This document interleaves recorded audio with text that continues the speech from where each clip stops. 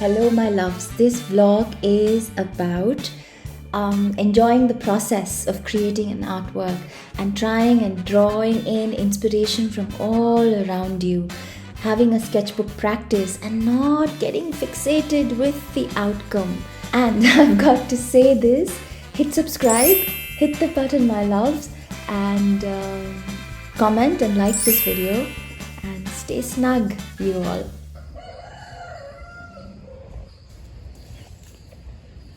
One of the loveliest things about living down south is to be able to go for a walk and see the beautiful columns drawn by the ladies of the house at their thresholds. Columns are motifs, beautiful lines that circle and loop around dots that are traditionally made with rice flour paste.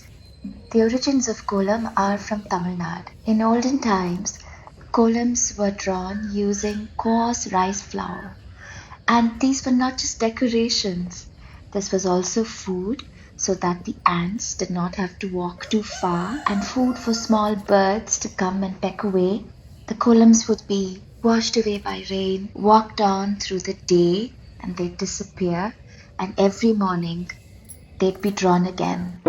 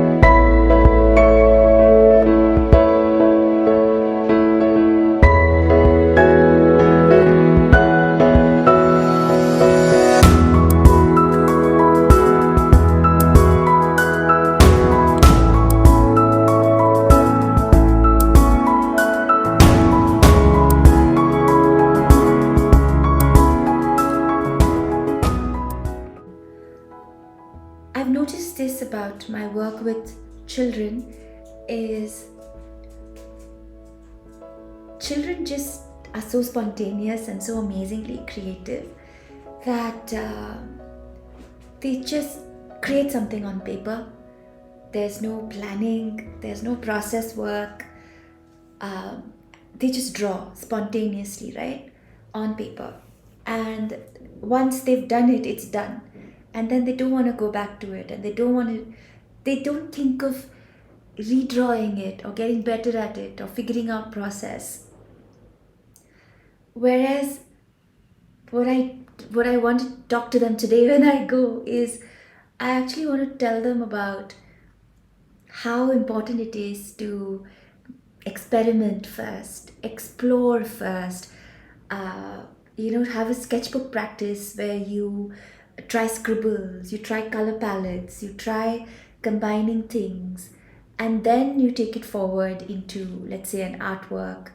How you draw inspiration from diverse influences. It could be a poster that you saw, it could be an artwork that you like, or the work of an artist, it could be a color palette that inspires you, it could be a different medium that you are drawing from, like creating a quilt piece by piece, putting it together to create a whole, right? And learning through the process. This is something I've been struggling with to communicate to them, because what I've noticed is they just make that one drawing and they spend time and effort on it, and then that's it, they don't want to go back to it, which is which I realized that this process of arriving at something is also something that was taught to me when I was much older, when I went to design school.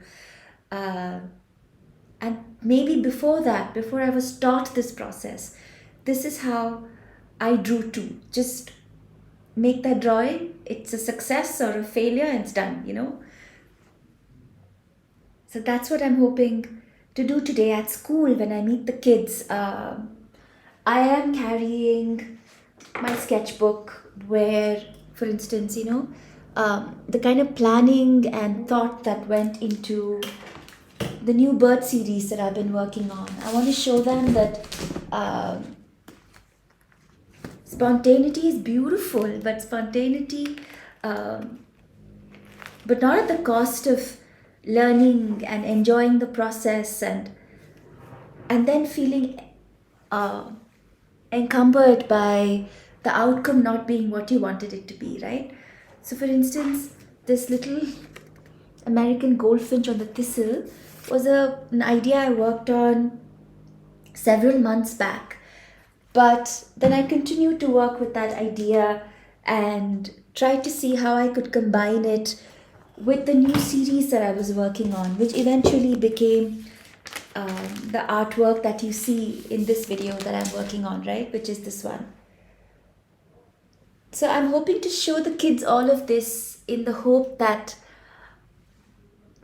they begin to see that creating art is not about this a genius creating something, right? Like just like it just happened, but it is research, it is understanding, it's exploring, it's doodling, and then it's pulling all that together to create your artwork.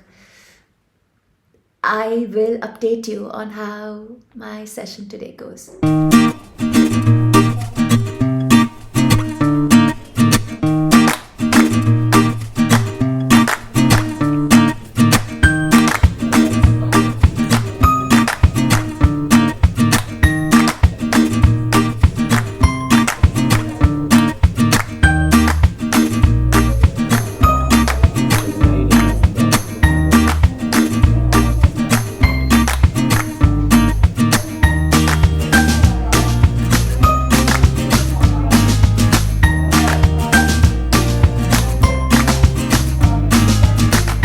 I'm back from school and I am super pooped, but I've really grown to look forward to these sessions once a week. I love the kids and I really like the challenges of working with a classroom that's so diverse and inclusive, with so many different ways of learning, expressing.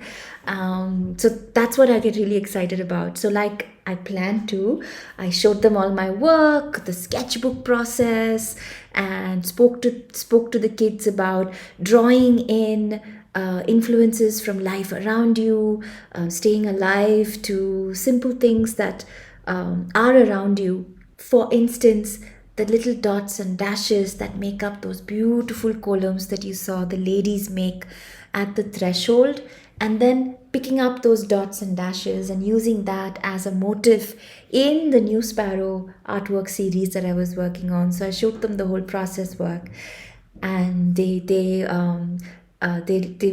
listened very keenly. And then we did this, and then you saw the portrait exercise we did, where we did portraits of one another. And uh, I saw I saw some good work emerge in the session yesterday, and I think the little nuggets and seeds that I planted, um, hopefully will find fertile ground. Um, yeah, so I'm exhausted but happy always on the days I work with the kids. And I hope you enjoyed watching this video, and I would really love for you to take this away with you, to enjoy the process, to keep awake, alert, and present to life around you, and to draw from that, to have a sketchbook practice, to doodle and experiment and explore without sort of having a rigid outcome in your mind, but just being playful, and then see where you can, what you can do with these interesting marks that you've made, and see how that grows into something. And not let sort of a fixed idea of that's the perfect outcome I want stop you from immersing yourself in the process of making art. I'd love for you to have taken that little nugget away from today's vlog. And yes, of course, subscribe, hit the bell, and if you like the kind of content that I'm producing, only if you like, as encouragement, hit like and send me a comment. And I will see you next week. Stay snug, my lovely, lovely people.